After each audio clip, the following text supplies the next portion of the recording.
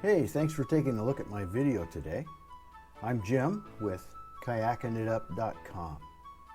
Today I'll be showing you how to tie a knotless snell.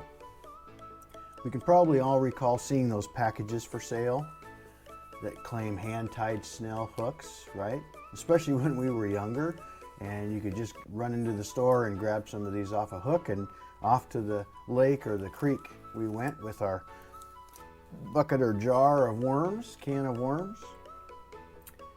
Well, there's a reason that those packages are still available in the stores today. They work. But for me, the leaders on most of those just don't fit my needs. I did some research and now realize why they work and why this method of tying hooks is one you need in your tackle box. Snelling allows you to tie your leader to the shaft of the hook instead of to the eye. On a hook with an offset eye like this one, this allows for a much straighter pull in line with the point of the hook. So if you tie the leader to the shank or the shaft of the hook, it makes for a straight pull. So when you pull on that line, the point of the hook goes parallel with your line, right? So all of your energy, when you go to set that hook, is designed in pulling that hook towards you or in the same direction that you're pulling from. But if you tie your line to the eye of the hook, you actually get it to offset. That's what this offset eye is. And then when you pull, instead of this pulling this way, the pull pressure comes through the bottom of the hook. So in essence, you're pulling the point of the hook away from the fish, which is exactly the opposite of what you want to do. Okay? So this is a really easy way to tie a hook to a leader.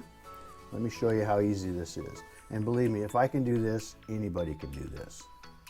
So we take the offset eye, we run our leader down through the top, right, along the shaft of the hook.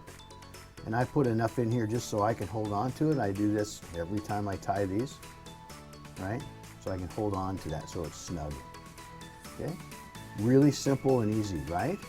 And then all you're gonna do is you're gonna wrap the leader around the shaft of the hook 7 to 10 times. The heavier your line, the fewer number of wraps. So I think I'm gonna go for 7 here. 1, 2, 3, 4, 5, 6, 7. Okay? Now what you need to do is you need to get your finger up on those wraps so that they don't come undone. And we're going to go back and find the end of our leader. And remember, when we started, we fed it through the eye of the hook this way. Well, now we're going to take it the opposite direction. Okay? And feed that up through.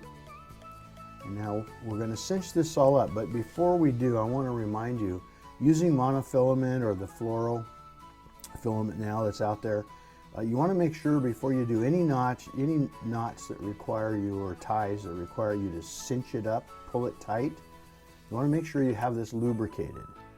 So it can be with saliva, it could be with water. You know, when I'm out on the water, I got my saliva with me all the time.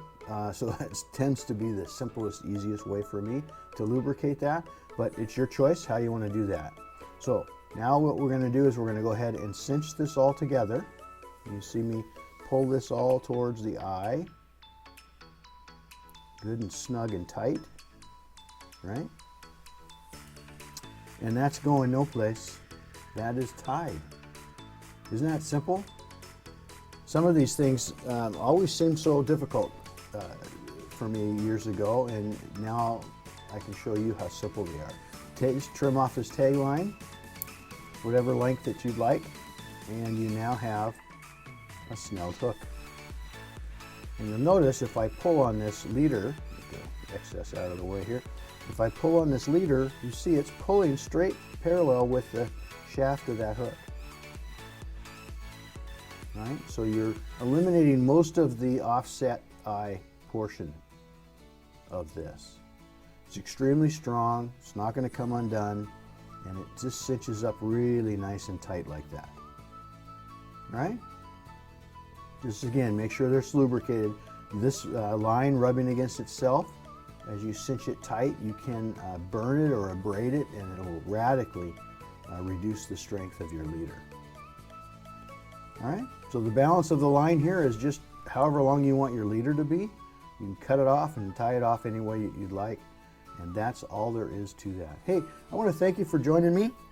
My name's Jim again with KayakingItUp.com. And take a look at some of my other videos. There's a couple 3 knots that are really important for you to have. This one, you do this 2-3 times.